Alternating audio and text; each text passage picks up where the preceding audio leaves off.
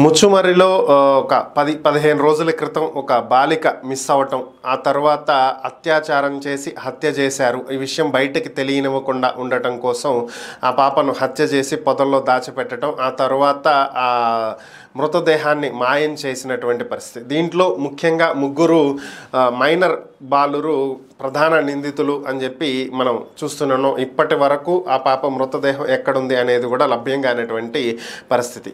So దీనికి సంబంధించే Nandyal MP Byreddy Sabari స్పందించడం జరిగింది. ఆ మాట్లాడుతూ ముచ్చుమర్రిలో ఈ ఘటన జరగటానికి కారణం ముఖ్యంగా జగన్మోహన్ రెడ్డి గత ప్రభుత్వ హయాంలో విద్యార్థులకు అందించినటువంటి ట్యాబులని, ఆ ట్యాబుల్లో వారు చూస్తున్నటువంటివి ఏంటి అనేటువంటి హిస్టరీ చూస్తే మతిపోయేటువంటి విషయాలు బయటకు వస్తున్నాయని, రాష్ట్రంలో విచ్చలవిడిగా గంజాయి లభ్యమయ్యేలాగా చేస్తూ, అలాగే విద్యార్థులకు ట్యాబ్లు అందించి వాటికి ఒక సెక్యూరిటీ అనేది లేకుండా చేసి విద్యార్థులు ఈ పరిస్థితికి రావడానికి కారణం జగనే అయ్యాడని, ఆ పాప మృతదేహం లభ్యమయ్యే వరకు తాను ముచ్చుమరిలోనే ఉంటానని, అక్కడే ఉండి బాధిత కుటుంబాన్ని ఆదుకుంటానని చెప్పి ఎంపీ చెప్పడం జరిగింది.